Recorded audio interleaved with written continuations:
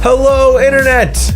I'm Nick. And I'm Scott. And this is F5 Live, refreshing technology, episode 407, proudly powered by the Tech Podcast Network. If it's tech, it's here. This week, Google purges the plus, AT&T and DirecTV finally join forces, and China lets gamers game. Gaming. Game on.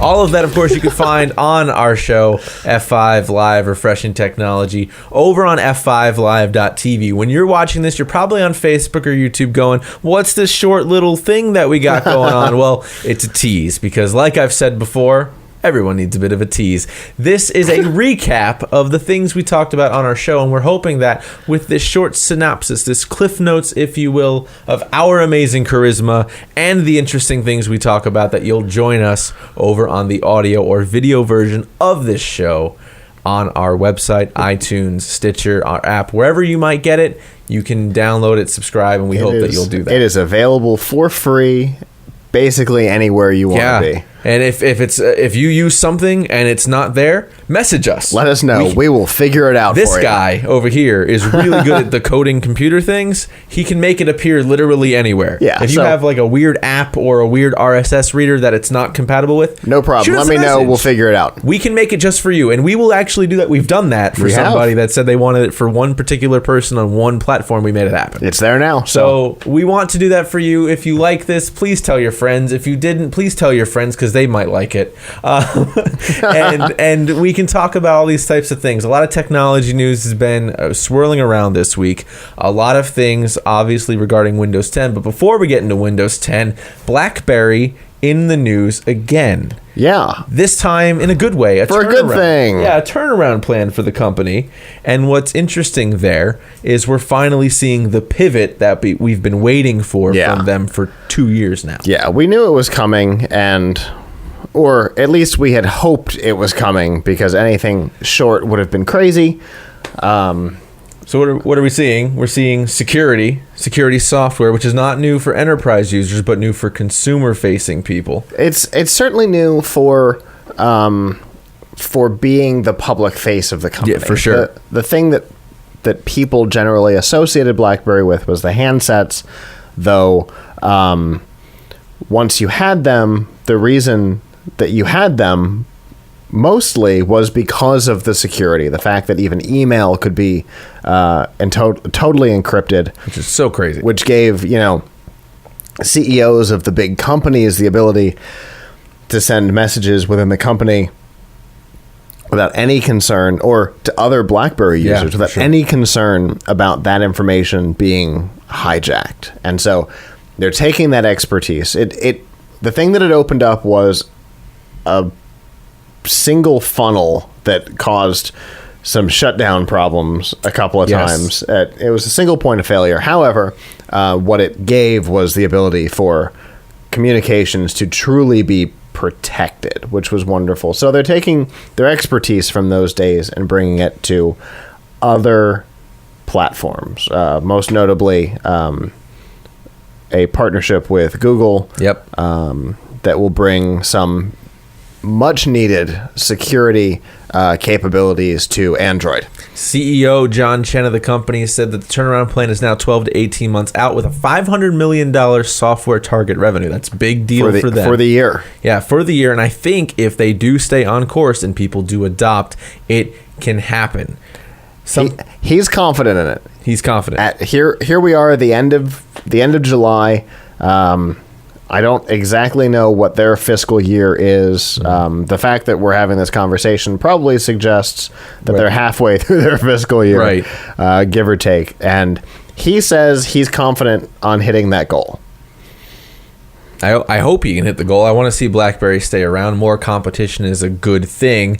Other good things right around the corner. If you haven't been keeping up with the news here on the show, you may be under a rock, and that's okay. Windows 10. Today is Sunday and Wednesday. Windows 10 arrives mostly, kind of, sort of. Our very good friend Avram Piltch over at Laptop Mag and Tom's Guide, the editor-in-chief over there, has the scoop. Avram, tell us more. When can we expect Windows 10 and what's in store for users? You should upgrade to Windows 10 whether you're on Windows 8 or Windows 7. If you're on XP, you don't get the free update. You would have to buy Windows. You would have to buy Windows 10 at that point, and if you're on Windows XP, your computer is probably really old, so it could probably still run Windows 10, but I wouldn't necessarily. I mean, if you're on XP, you shouldn't be on XP because it's actually not getting security patches anymore unless you're in the U.S. Navy, which is paying $14 million a year for special support. So you shouldn't be on XP anyway, but for the majority of people who are on Windows 7 and Windows 8, you should take advantage of your free upgrade, and you should do so without hesitation. Okay. So then let me ask you this question, Avram. So you're saying I should upgrade to Windows 10. Let's play the role here of me as the average consumer that's just trying to figure this whole thing out. I saw a little blip on the bottom right-hand corner of my screen. I thought it was a virus at first, which is some people did report that.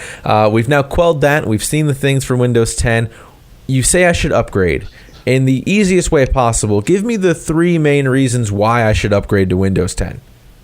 I can give it to you, or I can show it to you. I like what you're saying right now. Show me.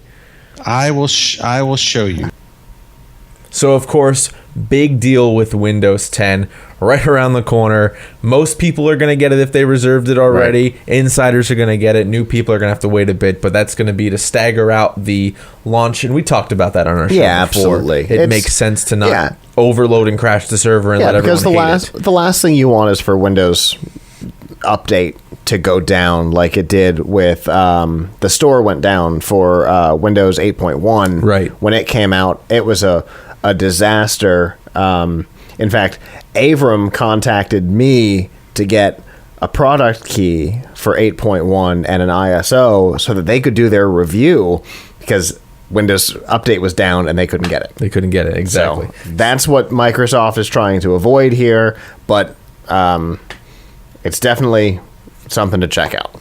Definitely. And happening overseas, and overseas news for gaming, China has had a 15-year ban on video game consoles because it degraded the quality of life of young people.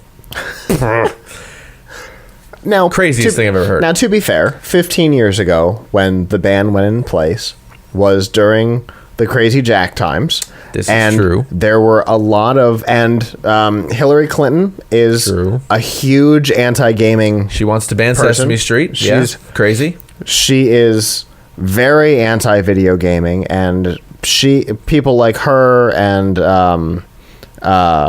Crazy Jack and people like that were spreading propaganda. They were prolific, at the time. About the harm that video games cause. So it's not necessarily unusual to have seen something like this go in at that time. And not surprising for China to put a ban on something. No, I mean, that's not the at other all. side. What is surprising is that it has lasted for a decade and a half. Yes. So now China has lifted the ban for the mainland China on the manufacturing and selling of video game consoles in China. 1 billion people now have access to video game consoles. What I did not consider during the show was that they essentially missed the active life cycle of the Xbox 360 and PlayStation 3 entirely. Yes, they did.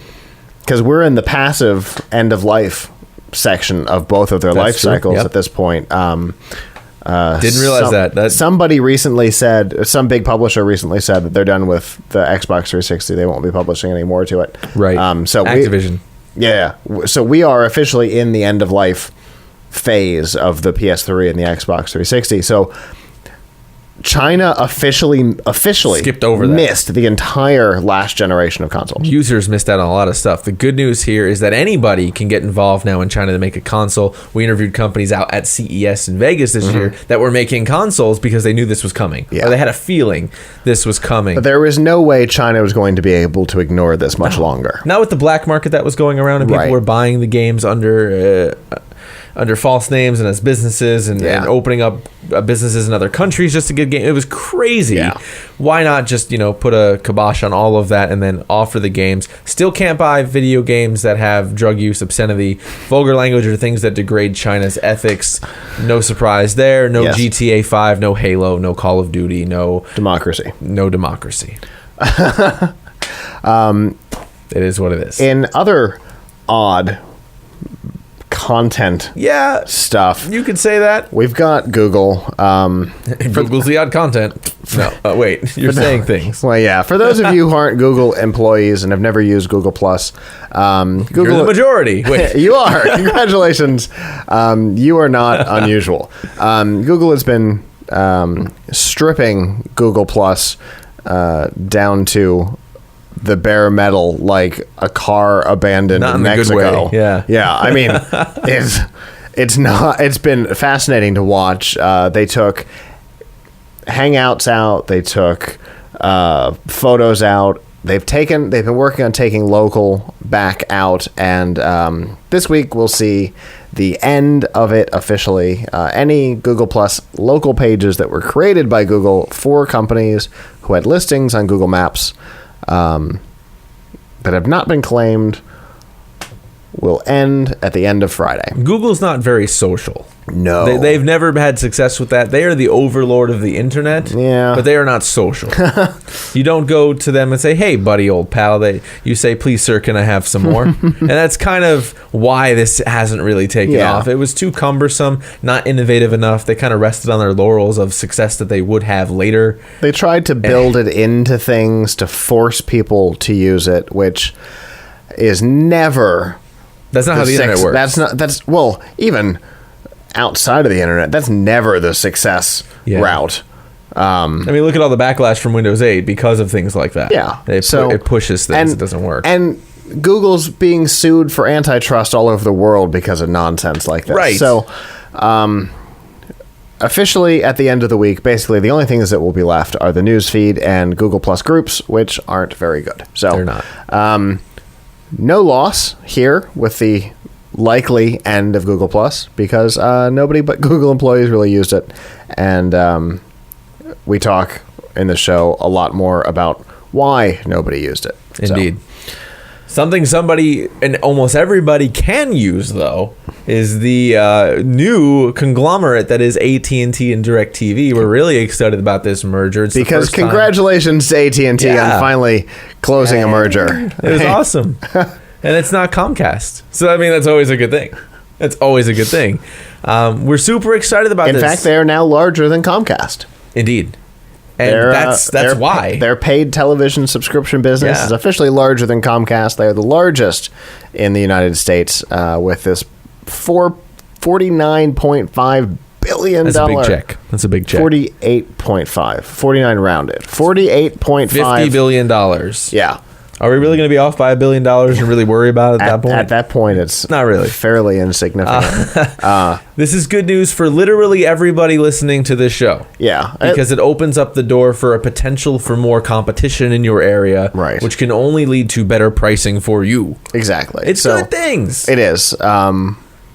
With AT&T now being the largest paid television subscription service, it means that they will be able to compete in negotiations against the likes of Comcast, who owns the entire NBC family. And then Charter Time Warner, which owns all of the Time Warner stations as well as all of the Turner stations, because Time Warner owns Turner. So they will be... AT&T could have never negotiated against either of those companies on their own. And DirecTV couldn't have. The only thing that they could have ever apparently negotiated on was the NFL. So there was no way that either of those companies were going to get good prices so low from Comcast or by themselves or Time Warner. But now that they are larger than Comcast and Time Warner, now they can get prices so low. A lot of those puns on our show, F5 Live, over on f5live.tv, part of the Pluckets family of content, and of course, proudly powered by the Tech Podcast Network. If it's tech, it's here. That's what we're talking about. That's what we're talking about. It is. So we hope that you will come over to our website, to all the apps that are podcast and RSS-y and show typey that you may have. There's billions of them. There's at least thousands of them. Safely. 10,000s of them? We've published 2. There's got to be a lot. There's got to be a lot of them. All the places. And again, if you have one that you use and you look up our show, you're like, F5 Live, Pluckets Live. I can't find you guys. Tech Pocket. message us. We Let will us get it know. on that platform. We'll fix it's so it. easy to do, and we want to thank you all for checking out this tease, because again, everyone needs a little bit of tease. It's true. This was episode 407. On behalf of the entire staff, I'm Nick. And I'm Scott. And hopefully we'll see you over on our website and on our show. Ciao. Bye-bye.